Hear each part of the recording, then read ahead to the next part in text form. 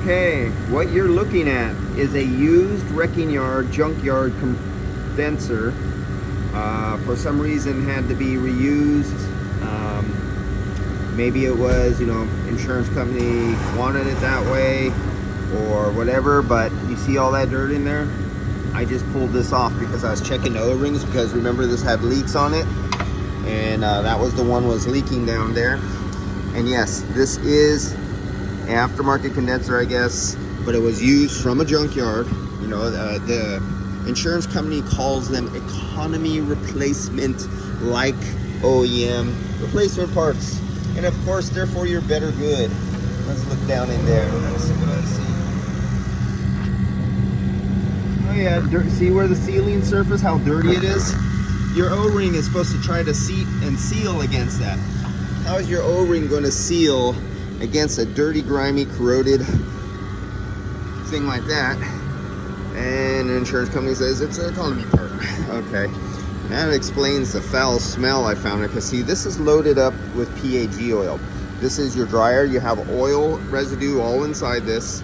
You have your desiccant material that is completely worthless in this situation when they come from a wrecking yard. And they're exposed to the atmosphere, and the oil starts breaking down and decaying. And that was what's my rancid smell that I'm smelling out of here, is a economy part being put on the head. It's not the body shop's choice. The insurance company says use this, and when you buy some of those cheaper insurance policies, they have stipulations for the body shops to do work with them. They tell them what parts to put on the car, and this is one of those situations, and this is what happens here. And so I'm gonna replace the O-rings, because I got O-rings, and we'll take care of the leak part. I've already flushed the system 3 times with nitrogen and under vacuum, nitrogen vacuum. I'm trying to get as much moisture as I can out for this customer. And it's not just a customer. My customer, since I'm a vendor for this body shop to do this, is my customer, the body shop. His customer is my customer too. Because if I can't do everything in my power to make sure that that customer receives a leak-free, well-working air conditioning system, it reflects on the reputation of the body shop that I'm servicing.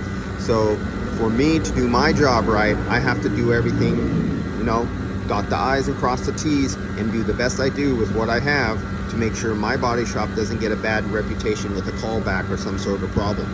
All right, so I'm gonna get on here and pop off these O-rings, and we'll take care of this thing.